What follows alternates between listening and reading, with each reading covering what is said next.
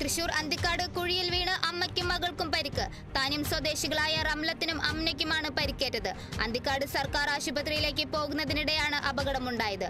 പ്രാഥമിക ചികിത്സയ്ക്ക് ശേഷം ഇരുവരും ആശുപത്രി വിട്ടു. തൃശൂർ വിലങ്ങന്നൂർ മുതൽ പട്ടിക്കാട് പീച്ചി റോഡ് ജംഗ്ഷൻ വരെയുള്ള മലയോര ഹൈവേയുടെ നിർമ്മാണ സ്തംഭത്തിനെതിരെ പാണഞ്ചേരി മണ്ഡലം INTUC കമ്മിറ്റിയുടെ നേതൃത്വത്തിൽ പ്രതിഷേധ ശയന പ്രദർശനം സംഘടിപ്പിച്ചു. കോൺഗ്രസ് ജില്ലാ നിർവാഹക സമിതി അംഗം KC അഭിലാഷ് സമരം ഉദ്ഘാടനം ചെയ്തു.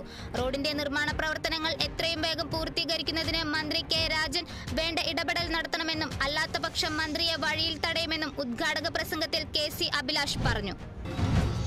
കുടുംബശ്രീ മിഷനും പൊന്നാനി നഗരസഭാ കുടുംബശ്രീയും സംഘടിപ്പിക്കുന്ന ജില്ലാതല ഓണം വിപണന മേളയ്ക്ക് തുടക്കമായി. P നന്ദകുമാർ MLA ഉദ്ഘാടനം നിർവഹിച്ചു. 50ഓളം കുടുംബശ്രീ സംരംഭകരാണ് മേളയിൽ പങ്കെടുക്കുന്നത്. തിരുവനന്തപുരം നെയ്യാർ ഡാമിൽ മത്സ്യങ്ങൾ ചത്തുപൊങ്ങി. പന്ത, മായം, പുട്ടുകല്ല് എന്നീ ഭാഗങ്ങളിലാണ് മത്സ്യങ്ങൾ ചത്തുപൊങ്ങിയത്. ഫിഷറീസ് വകുപ്പ് എത്തി ഡാമിലെ വെള്ളം ശേഖരിച്ചു.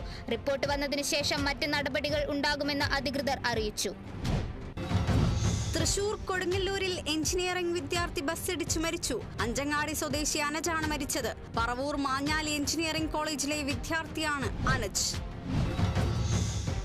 തൃശൂർ ചെറുതുരുത്തിയിൽ പോക്സോ കേസ് പ്രതിക്ക് 14 വർഷം കഠിന തടവും 70,000 രൂപ പിഴയും. കുളമ്പുമുക്ക് സ്വദേശി അബൂബക്കറിനാണ് കഠിന തടവും പിഴയും കോടതി വിധിച്ചത്. വടക്കാഞ്ചേരി ഫാസ്റ്റ് ട്രാക്ക് സ്പെഷ്യൽ കോടതിയുടേതാണ് വിധി.